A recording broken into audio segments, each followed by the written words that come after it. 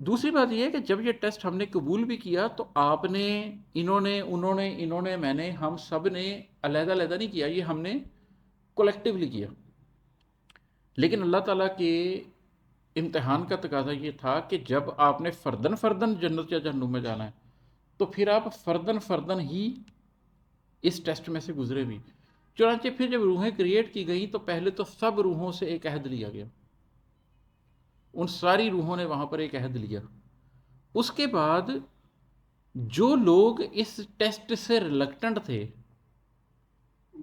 ان کے لیے ٹیسٹ کی نیچر بدل دی گئی. مثال کے طور پر وہ بچہ جو پیدا ہونے کے 3 دن بعد مر جاتا ہے، وہ اس ٹیسٹ سے گزرا مگر گزرا بھی نہیں. اب اس کا فائدہ اس کو کیا ہوا کہ بھائی اب کیونکہ تم نسل انسانی کا حصہ ہو تو تم ٹوٹل ایگزامپٹ تو نہیں ہو سکتا،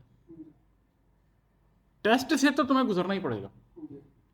لیکن یہ جو 80 سال کا بابا ساری زندگی کر کے گزرا، اس کی جگہ تم صرف 3 دن کے لیے دنیا میں جا کے ختم ہو جاؤ گے، جس کے نتیجے میں تمہارا حساب کتاب نہیں ہوگا. اس کا تمہیں ریوارڈ بھی مل جائے گا. ریوارڈ یہ مل جائے گا کہ تم وہاں پر جنت میں اگر تمہارے پیرنٹس، اگر تمہارے بڑے اہل جنت ہیں تو تم ان کے ساتھ ملا دیے جاؤ گے. اگر وہ اہل دوزخ ہیں تو تمہیں، اگر تم لڑکے ہو تو جنت میں خدام کے طور پر، جن کا قرآن میں ذکر ہے کہ وہ بھاگتے پھرتے ہوں گے خدام، ٹھیک ہے، اس کے طور پہ جنت میں لے جایا جائے گا. اگر تم بچیاں ہو تو تمہیں جنت میں حوروں کے طور پر لے جایا جائے گا. اس سے ہوگا یہ کہ تم نے دنیا میں ٹیسٹ چھوٹا دیا، دنیا میں آنے کی تکلیف تو کاٹی، دنیا سے جانے کی تکلیف بھی کاٹی، لیکن یہ ڈیسیژن میکنگ کی تکلیف نہیں کاٹی.